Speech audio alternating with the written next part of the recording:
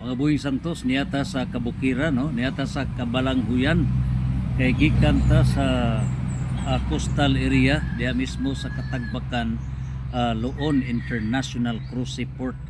Labihang kadako nga kasubo, no?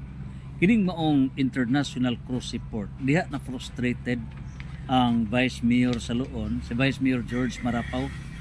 Niadtong early this year, didto gid nagbanig ang nangahug nga mga bus gikan gyud sa sakyanan. So ang mga motor nang slide, daghang uban ang mga naaksidente niini sa Pundol area, inadaghan sud nga girescue. So silang mga barangay officials mao'y may hipos niya na. And then out of that, ang Vice Mayor, who is from native of Pundol, may dritso og adto sa the source, no, diya mismo sa Loon International Cruise Port.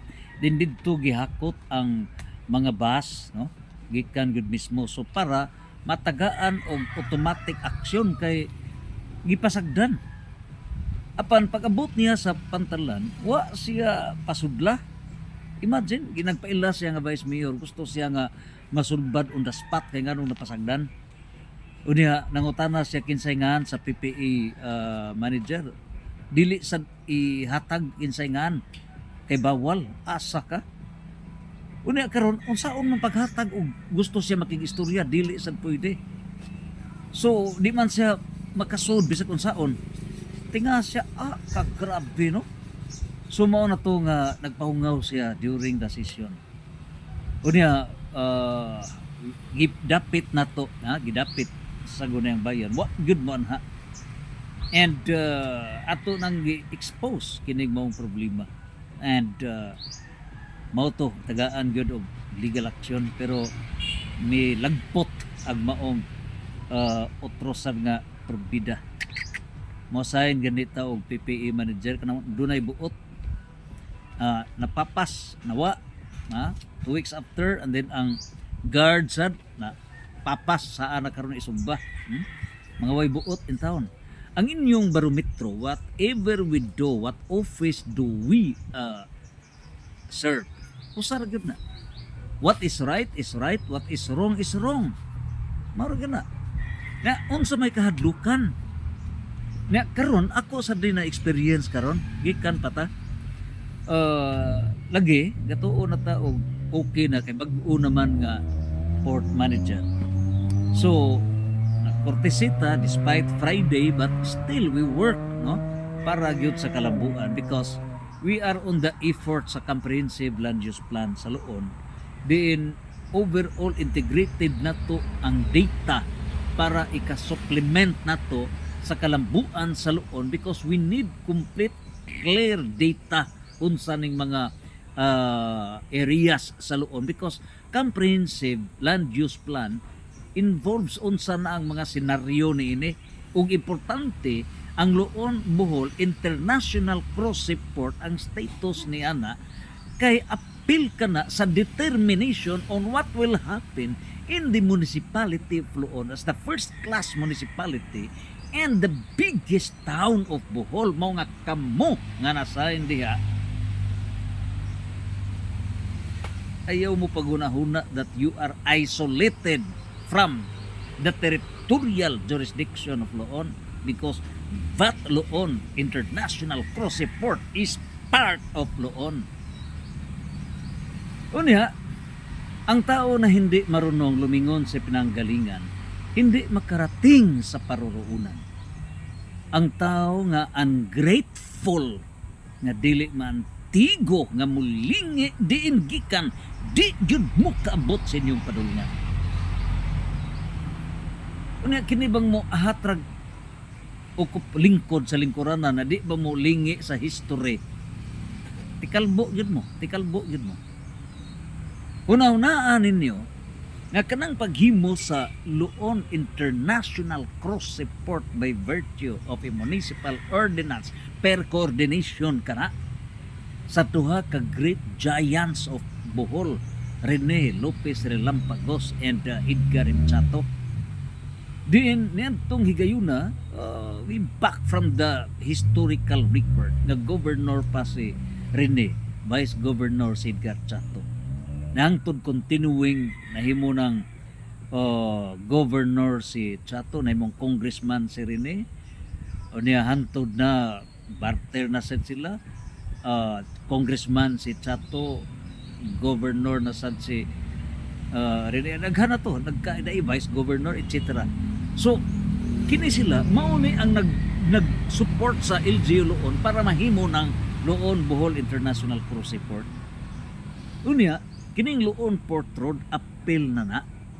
So kamong manglingkod mo diha, kamong mga workers diha gikan sa guard entrance santo diha, ayaw mo paguna-huna ha nga basig nganong nahuna ka ng Philippine Ports Authority is a private nga kamunay tag-iya pribado nga murara mo ugwa mo masud sa lungsod sa Loon. Ayaw mo paguna-huna diha. Ang ako lang gikatingad-an, confirm din katong findings ni Vice Mayor nga sa may ilang kahadlukan o musod ning mga LGU officials ug kinsa kay wa man tay dautan nga laraw. Ang ato lang is complete data para sa legislations in aid, facts and data para kompleto ta kung say mga decision making for the progress of Loon, and PPA is not outside of Loon. Ano na ninyo na? Pinaka-importante na economic determinant na para sa future sa socio-economic progress of Loon. Ano na ninyo na? Kamong lingkod ya sa PPA. Unya, pagsuod na to dito, ingon ang guard, sir, mo bisita, mo doong makadiha, so naa si bag-o na to diha. Okay, the better magkamit. So nakita ni, no? Akong giingnan nga, ma'am, naitabugod sa una, ma'am. It's our SOP nga, of course, nga national agencies mo with courtesy sa LGU, mayor, sanggunian para coordination ta. In fact, this Loon International Cruise Port nahimo ni with the overall coordination and support sa LGU Loon. We enacted several ordinances, resolutions ug nani kining expansion diha niya ng parking area ninyo dapit sa entrance ha. Kining nining puntuha karon it's sangguniang bayan kay mihangyo ang kamo diha ang inyong imuhang gipulihan nga we need the resolution para requesting the DENR para ma-expand na. So gihimo na to na, we conducted regular inspection, etc. Documented ang tanan.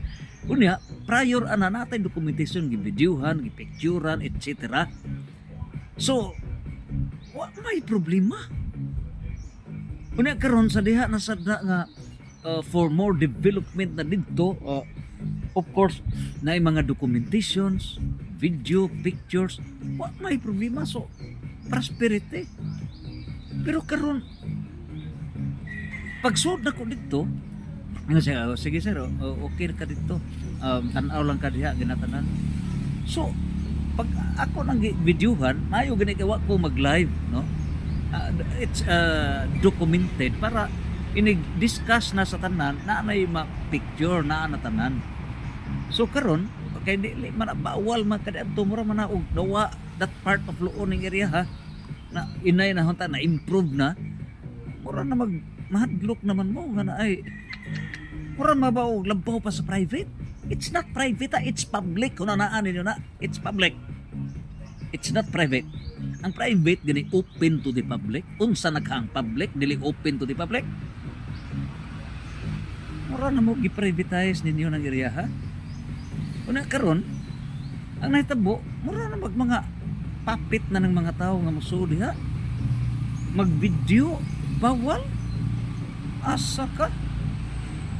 Pero pasalamat ta kay ang guard gitagaan ta og kaning helmet kay ilang protocol, init, etc. Salamat ta.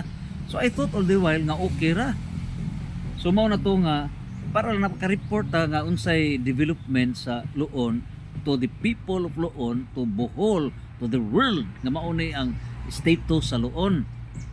Unya para pud sa comprehensive land use plan, development, socio-economic transformation, etc. sa mga codes nato na anatay ika-present because that part, that Katagbakan, that Luon International Cross Port is part of Luon within the jurisdiction of the territorial power, the local government unit of Luon.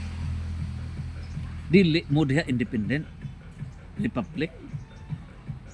So mao na nga pagumana ato nang nalipay na ko kay at least inig meetings na tanan mao ni ang mga data etc. Ro complete ba because legislation needs factual basis. Listen, Friday not part of the work mo recess o tata pero di man research is unceasing, no?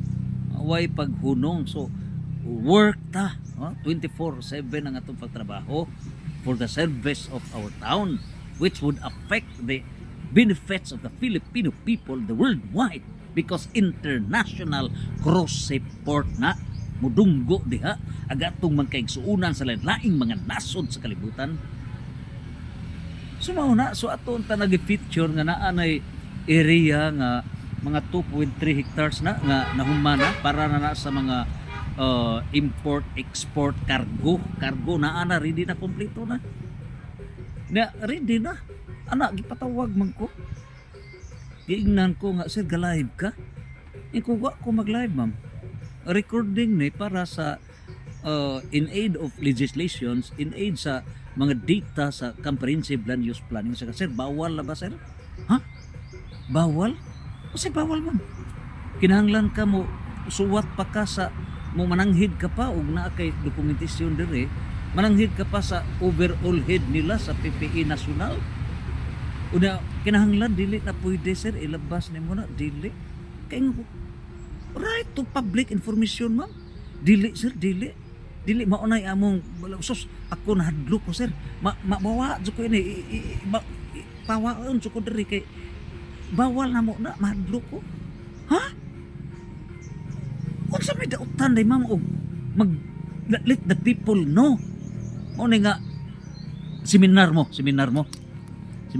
mo matay nahimo mong PPE manager wa mo kabangkaagan undergo seminar mo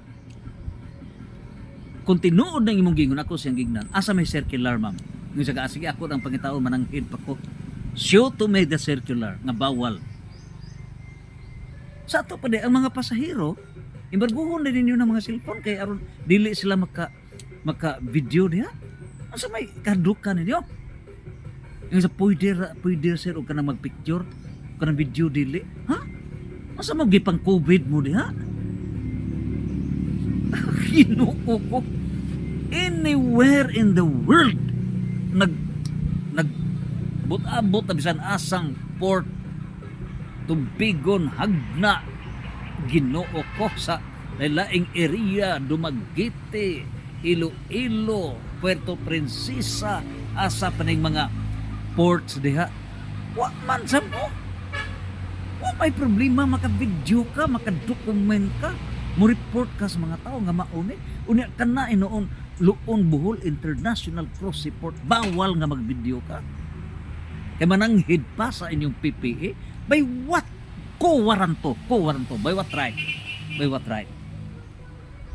kinsa ba tag-iya ni ini kamo mo tag-iya no you are just stewards dili mo tag-iya it's the people who owns that una na anin yun na kami mo tag-iya ni anak katauhan kamo sulugo onra dili mo tag-iya